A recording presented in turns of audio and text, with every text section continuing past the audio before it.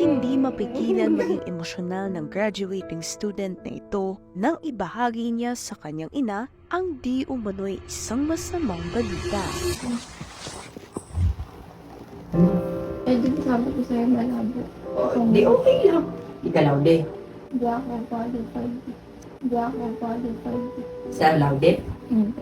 Okay lang. Hindi ka galit. Hindi ba ako gagalit? Ba't ako gagalit? Tinatanong ko lang naman.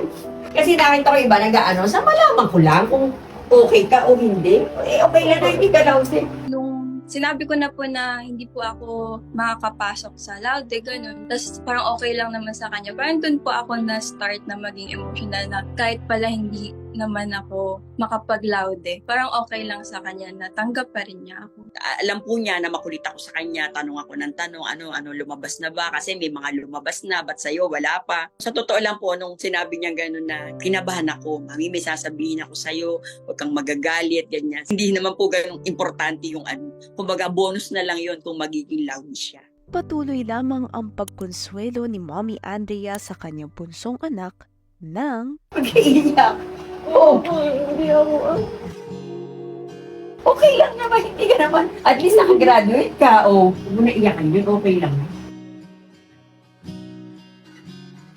Hindi mo mabuti. Okay lang. Mahalaga, nakatapos na. Hindi ako qualified sa online. Kasi mali na kailang di Paano ka mo? Hindi ko po talaga alam kung ano yung magiging reaction niya. Kasi parang nakikita niya nga po yung mga grades ko before nag-a-attend siya sa mga awarding na okay naman. Siguro deep inside her, parang ina-expect niya. Actually po hindi ko po alam yung video Tinrank niya po ako Basta alam ko may conversation lang kami. Sarili ko nga po, kahit papano, nag-expect po ako. Parang ako po sa sarili ko, loudie siya. abot langit ang tuwa ni Mommy Andrea nang marinig na magna cum laude pala ang kanyang anak. Hindi ako qualified sa online. Kasi mali na kailang di Paano ka mo? Mission ako Dory sa kanyang surprise graduation gift para sa pinakamamahal na ina nitong June 20, 2024. Masayang masaya. As in, parang nasa peak. As in, yung saya ko, lalo nung sinabi niya yun, as in, nagsisigaw ako sa kapitbahay. Sumigaw talaga ako. Woo!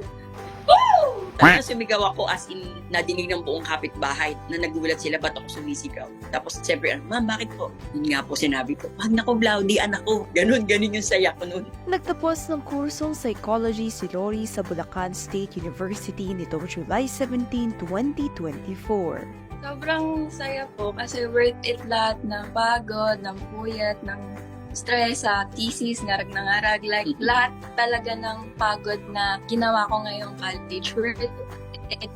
Kasi po, na-return ko yung favor sa nanay ko na although hindi niya kami hinihiling na magkaroon ng Latin, pero I strive for the better po na i-aim yun para po ma-return ko po yung favor sa nanay. It's all worth it naman po kasi sobrang saya po namin both. Kwento ni Lori, achiever na siya simula noon pa at higit na nakatulong ang kanyang ina na isang public high school teacher sa kanyang pag-excel sa eskwelahan. Para naman kay Mommy Andrea, ang pagsuporta sa kanyang anak ang naging susi sa pagkamit nito ng Latin Honors.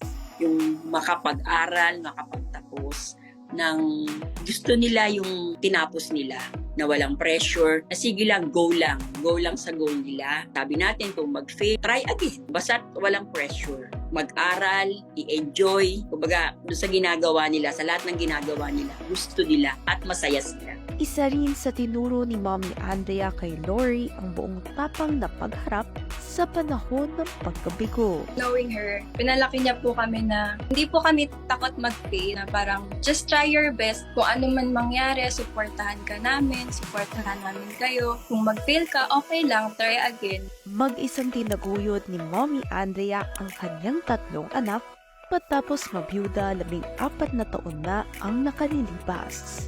kaya maituturing na double celebration para sa kanilang pamilya ang pagtatapos ni Lori. Siyempre, lalo proud siya. Mas proud na proud ako.